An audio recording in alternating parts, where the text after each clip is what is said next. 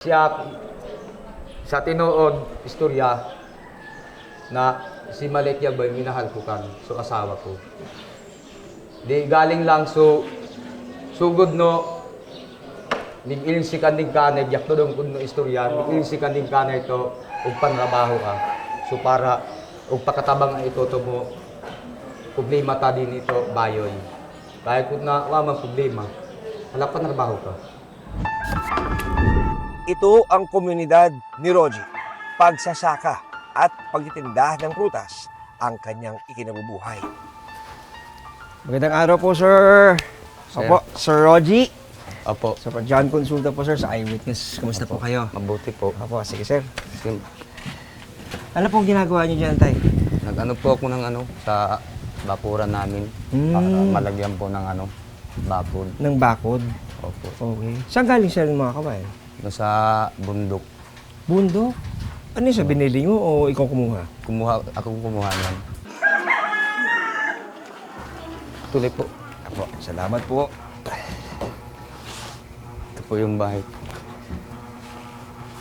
So dito kayo sa nagluluto? Opo. 10 taon nang naninirahan si Rogie sa bahay na ito na kanyang ipinatayo. Ito ang nagsilbing tahanan nila kasama ni Mari at kanilang 6 na mga anak sa loob ng 17 taon.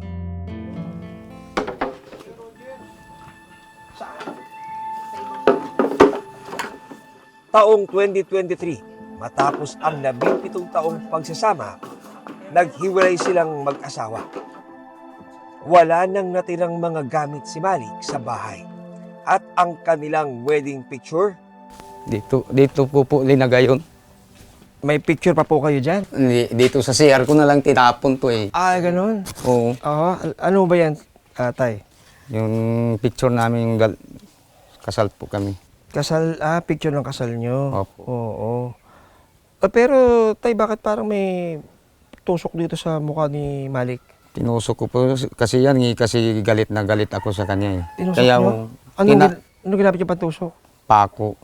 Pako. Pinapon ko na yata ito para hindi ko na makita sa bahay ko. So talaga nung tinusok nito, galit na galit kayo? Galit na galit talaga ako. Oo. Ayaw ko nang kasi makita yung mukha niya doon nakadikit sa bahay namin.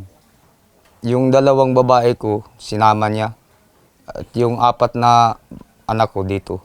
Yung 2 po, ano yun? Mas panganay po ba yan? Mas bata? Yung babae, mga pang-4 yun. Okay. Yung bunso ko na babae nasa kanya. Ayon kay Rogie, sa kabila ng mga kasalanan ni Malik, nagawa niya itong patawarin. Nabo yung amang so pag-uli na brandbab pakaangay to kang kinayahan din. So madugion man kagkausaban to kang kinabuhi din. How uli on si kandin kamo sugal din doon on og inom on si kandin tibuon kamo bisyo na doon on kandin. Umasa raw noon si Rogie na magbabago si Malik. Nas kuha man gihapon to diya kay ko asa ka dog usab. Mig-usab kung gasod si kandin migpamusot to pasaylo kanay to ug paul si kandin kanay. To si kan. Napigdawat ko man gihapon so para man no ko nagkabong si mo bata ko. So mo bata ko maya mo dugion. Miun sa ni mo kuon. Dani og high school og kan ko mo dugion ka mo bata ko. Tahimik lamang na nakikinig si Malik habang ikinikwento ng buo ni Rogie ang nangyari sa kanilang relasyon. Maraming pagkakataon na nawawalay raw sila sa isa't isa dahil sa trabaho. Bigil ka man to. Bigil ka si kani ada man. Di panawag at gato si kan. Doon sa ni pigboarding ang kut kambayoy nagiling man kan boarding ang bahay ko. Wadat ni pagdumaw gato yukos. Tapos kagit tig-anat matya. Bagtas adon patindot sa ni Largot Laguna. Migsa ko at Laguna o kawas at Pasig. Sukuwarad man sepi ko migbagding kat to Pasig Largot Kalook at tigbagtas ko kan kaniyo.